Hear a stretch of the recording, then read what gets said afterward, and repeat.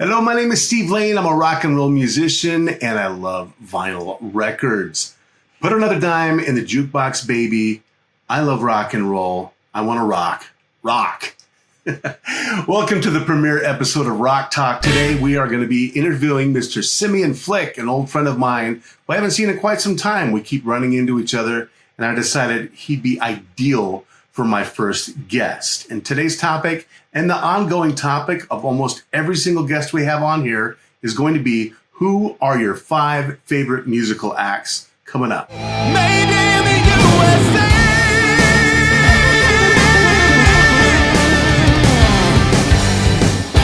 Hello and welcome. It's been a while. I'm Steve Lane and I have with me Mr. Simeon Flick, who I haven't seen in person in quite a few years. Gosh, Sim, you were just talking. We met the year 2000, I think.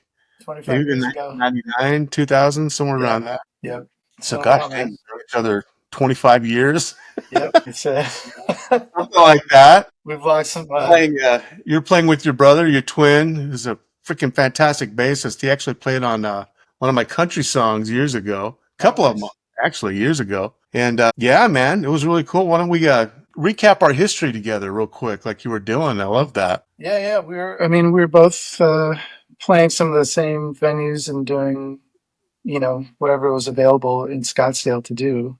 And then, Nat and I decided to move to San Diego. This is around 2001. And I've been here ever since, basically. And so, yeah, Nat and I took the demos we did out there and became Alpha Ray. That was our sort of moniker switch. And we did that for a couple of years. And then, Nat got married. And meanwhile, I decided, just to kind of set aside some songs and just an area for myself to become a solo artist.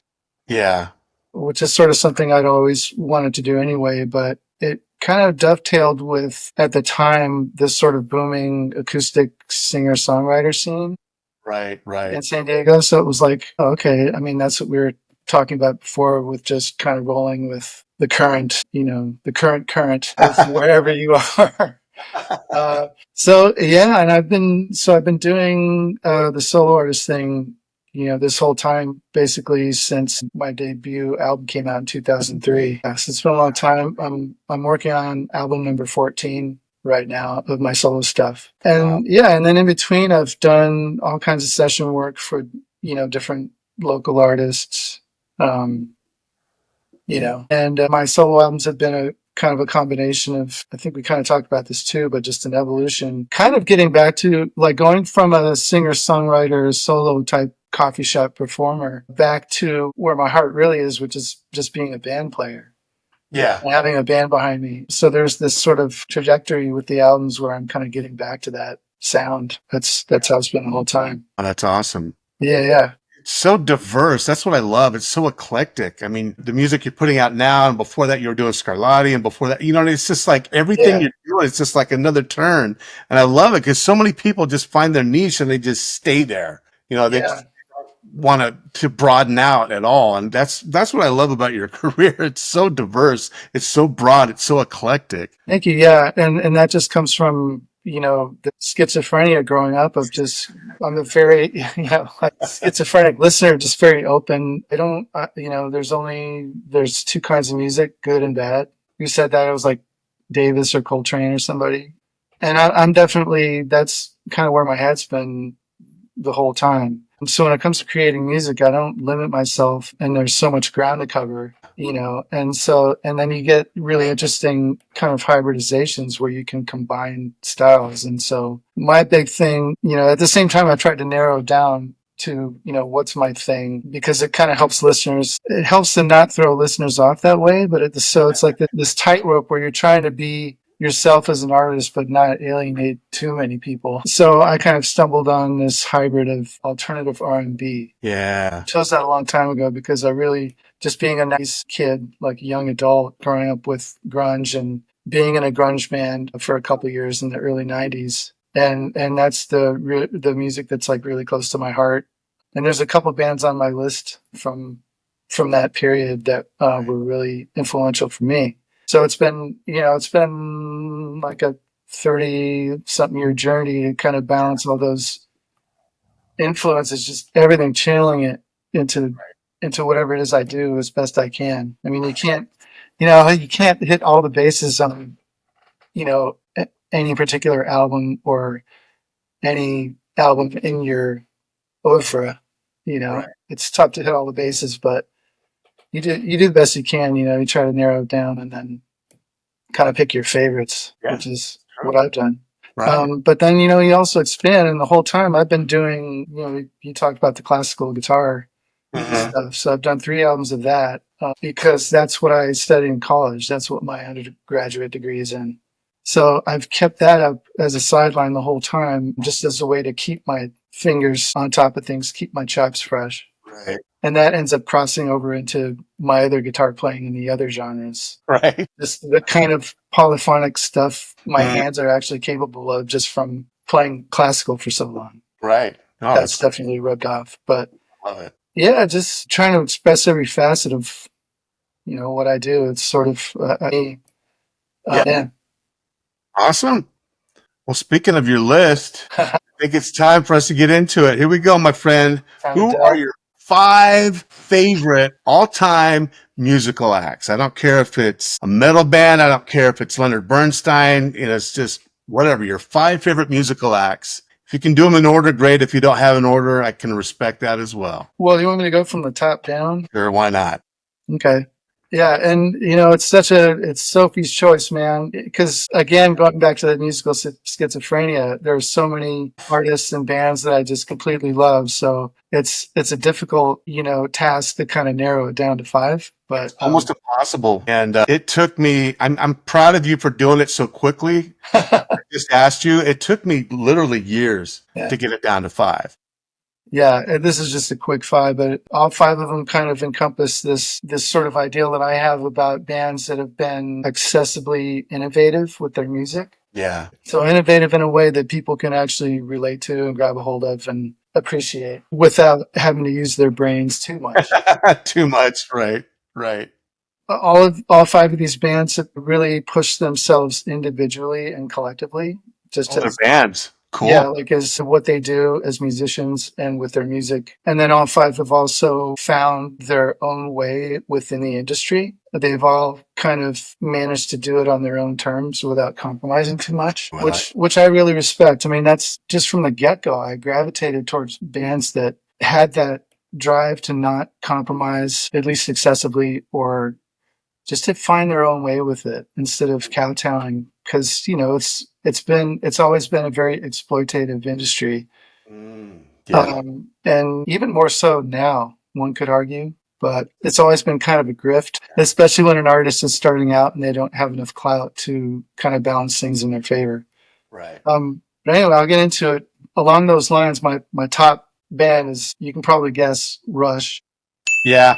I figured that. Yeah. Yeah, just well for me the Terry Brown years and Yeah. like some of the 80s is just that's really where it's at for me personally. Right. But this is the band that, pushed the limits individually and collectively and wrote stuff that was complex but still hooky. I mean, if you take Accessible. any of their parts, it's like a separate hook. Yeah. So as much as they were not really part of the mainstream or didn't call themselves pop, they actually, you could tell they had studied pop philosophy. Big So if you're time. going to do stuff that's technical, make it memorable.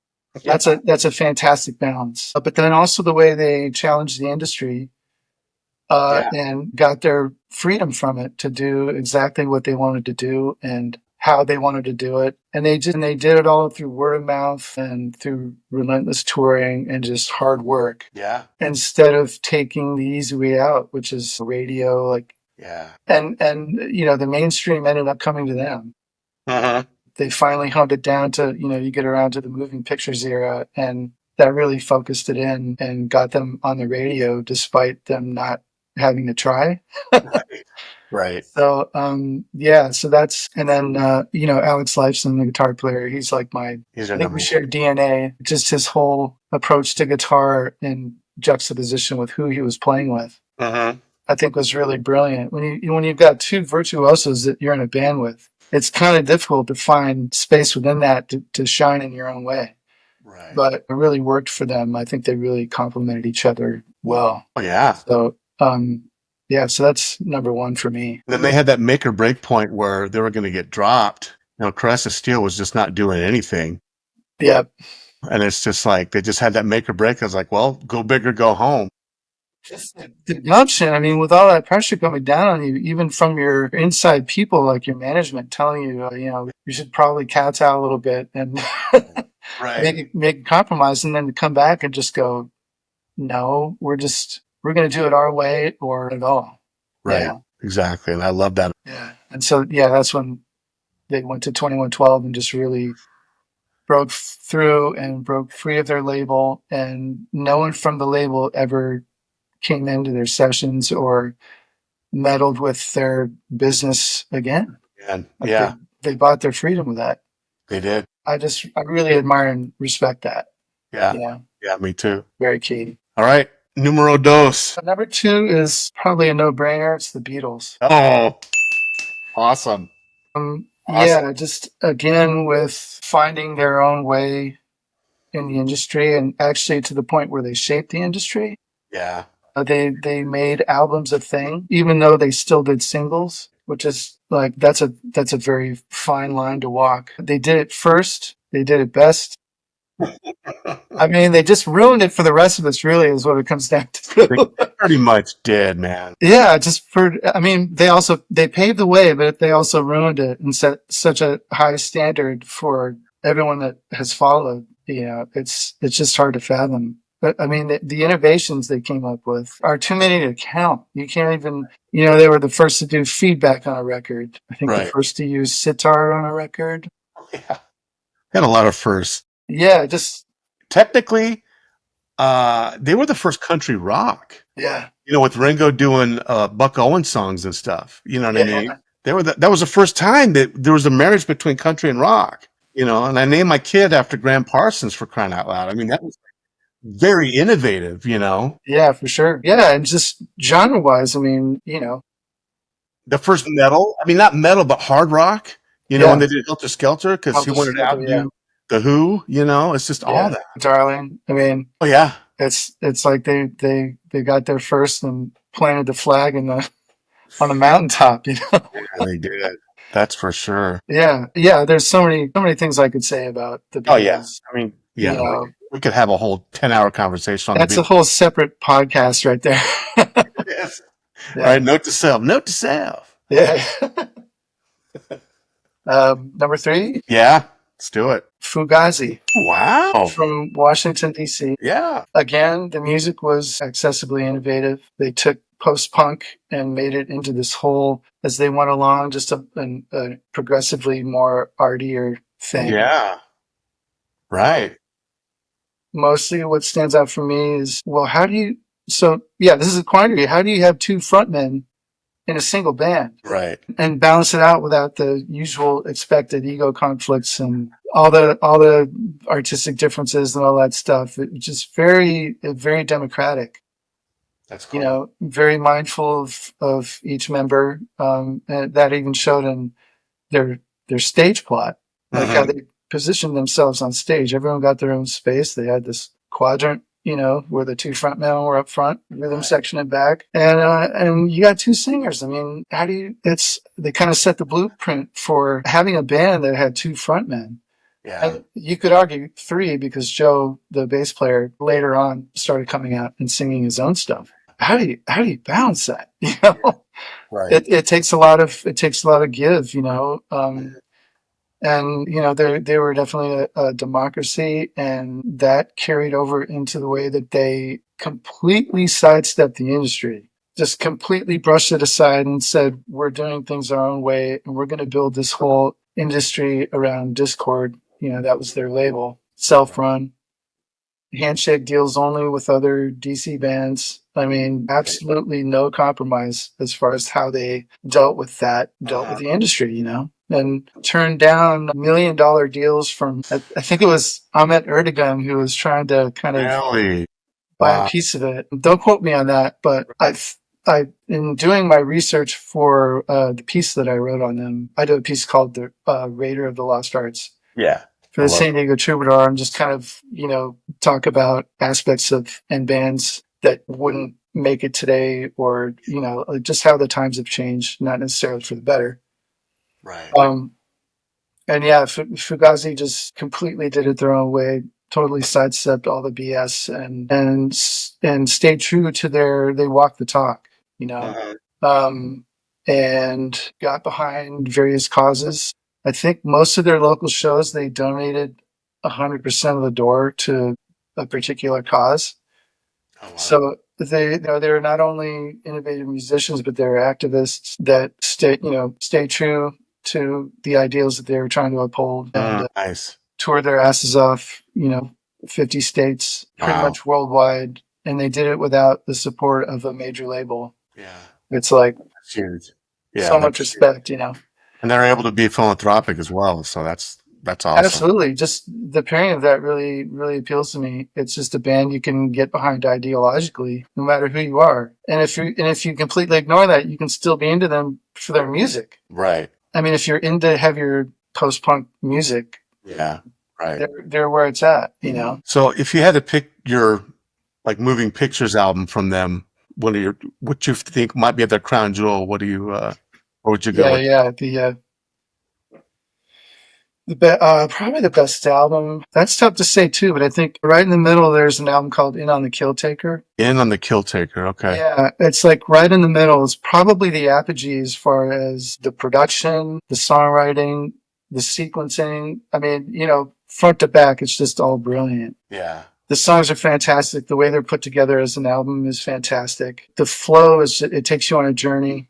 And it just sounds good. And I think they actually tried to do it. They tried to record it first with Steve Albini Oh, wow. from, Chicago. Yeah. Can't remember what his studio is called, but Yeah. I I think know what you're talking about. Yeah. yeah, so they did one attempt with him and then scrapped it. But as a result, all the songs were so well demoed beforehand and played live and honed and tinkered with and all that stuff that you can tell. It's just all the arrangements are there. Everything that makes them is apparent on that album for sure. And again, it's a difficult choice to make because I've been listening to end hits a lot lately and really kind of getting into that late experimentalism that they were sort of, mellowing out a little bit, getting kind of weird. I can appreciate it now. At the time those albums came out, I kind of felt a little put off by because I was used to the anthemic, like full bore, sound that they had. But I think pound for pound, In on the Kill Taker is like the apogee for them. That's like their Awesome. crown jewel. All right. We got a number 4. Before Led Zeppelin. They're in my 5. Which you just posted about. Yeah, they're in my 5. Yeah, just again, I mean, all these bands, just from even the musical standpoint and the innovations they did, just absolutely mind blowing. I mean, they took the torch from the Beatles and expanded on the blues boom that happened in Britain. Right. I just created these. I just actually wrote an article, again, a Raider column for next month's issue on Led Zeppelin.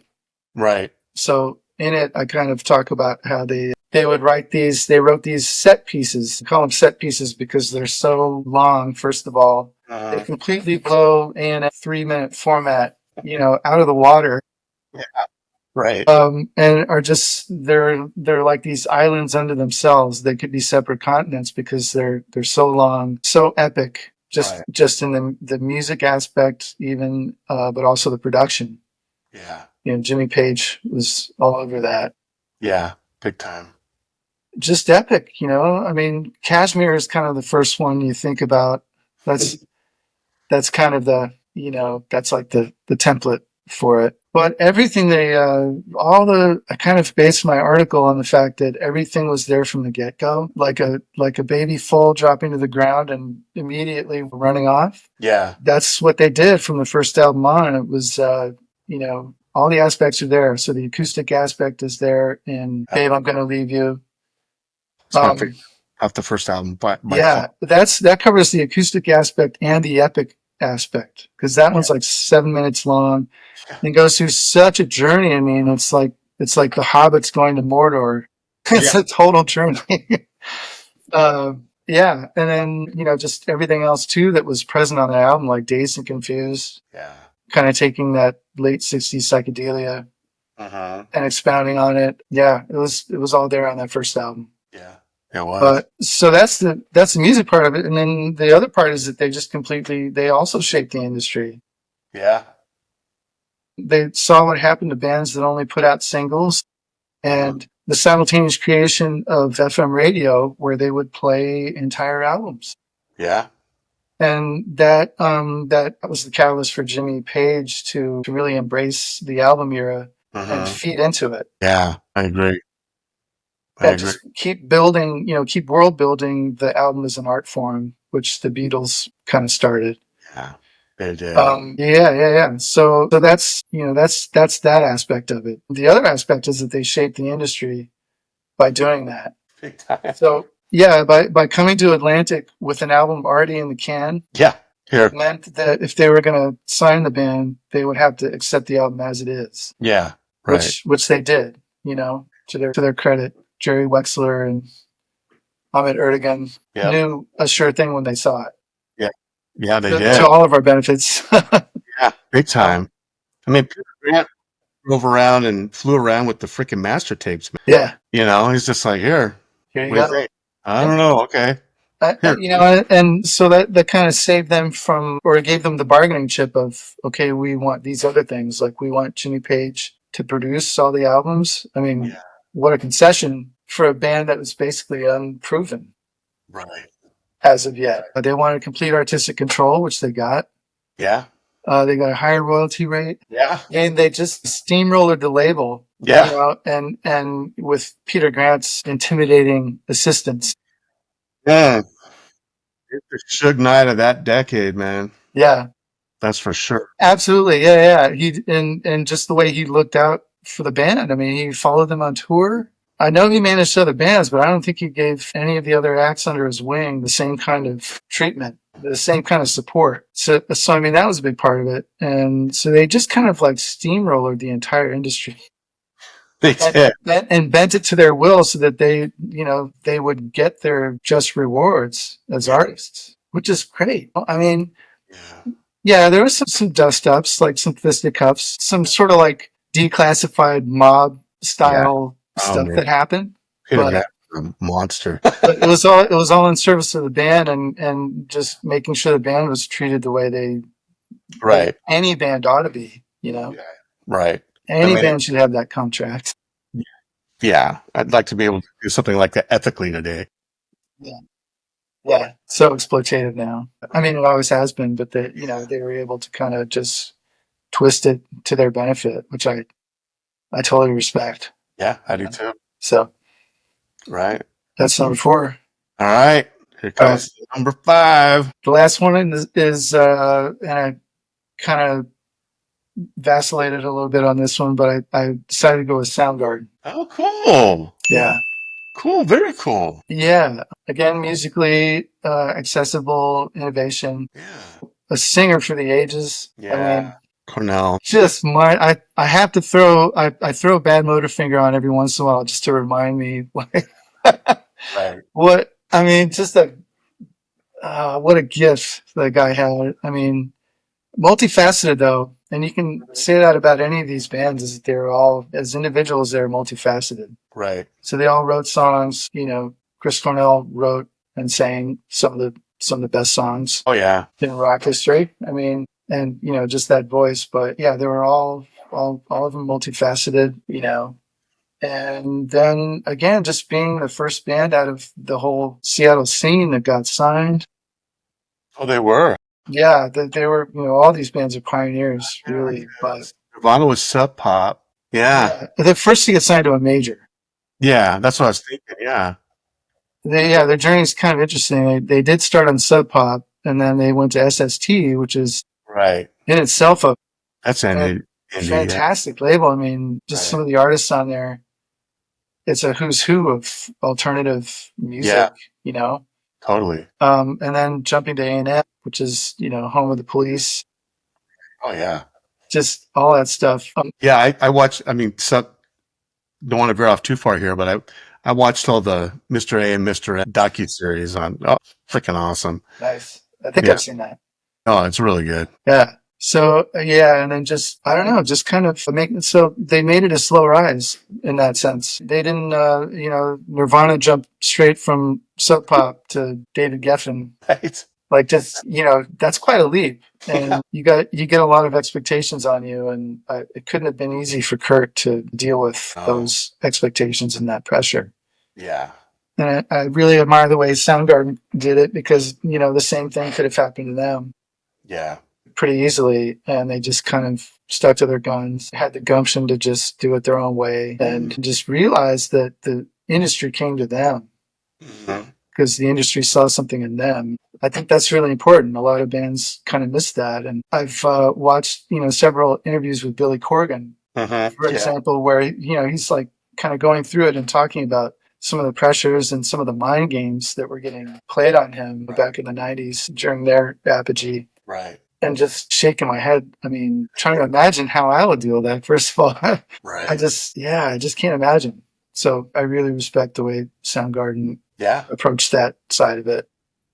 Were you also obviously fan of Cornell Solo, but what about Temple the Dog and Audio Slave? I mean, did you like the other Sure. Probably Temple of the Dog a little more than Audio Slave, but I haven't quite done the deep dive on Audio Slave. Right. I mean, I'll hear the typical hits from them here and there, but I've never bought any of their records or anything. Yeah, Temple of the Dog is classic. I mean, I think it came out before Eddie Vedder, or it came out before the first Pearl Jam record, for sure. Yeah, I think so. So it was this early thing, and it's kind of sad that it took Andrew Wood, his overdose, to kind of get on that. It's definitely a landmark, it's a watershed. Yeah. I don't think Loud Love had even come out yet. I think it came out in 1990, or maybe Loud Love had, but Soundgarden weren't anywhere near what they would be by 1994 yet. Right. So, right. Yeah, great record, man. Yeah, very cool. For sure. Well, I love your list. I've been listening to you for so many years. It's very you. Yeah. You wear your influences on your sleeve. Yeah, totally. I do, honestly. I mean, and even these influences are pretty multifaceted. I mean, musically, I agree. They were all pretty adventurous and didn't try not to limit themselves to a single genre, which why would you, I mean, just for me personally, it's nice to have options. Yeah, I agree, man. But yeah. Oh man, that's great. Thank you so much, Sam. This is fantastic, man. Thanks so much for having me, man. I just gotta come clean. Thank you for being my first. I've got a long list of yeses, but this is the actual first commitment. So this is glad to be your guinea pig, man. Yeah, I love it. I love it. This is a great first step, and I really appreciate you being here, man. Well, thanks for having me on, man. This is great to talk about music. I don't usually get to. So. That's really all I want to talk about, man. Me too. It's my life. The world as crazy it is these days. I want to absolutely discard that and just focus on what's, Most definitely. That's it. All right. Thanks. Right, man.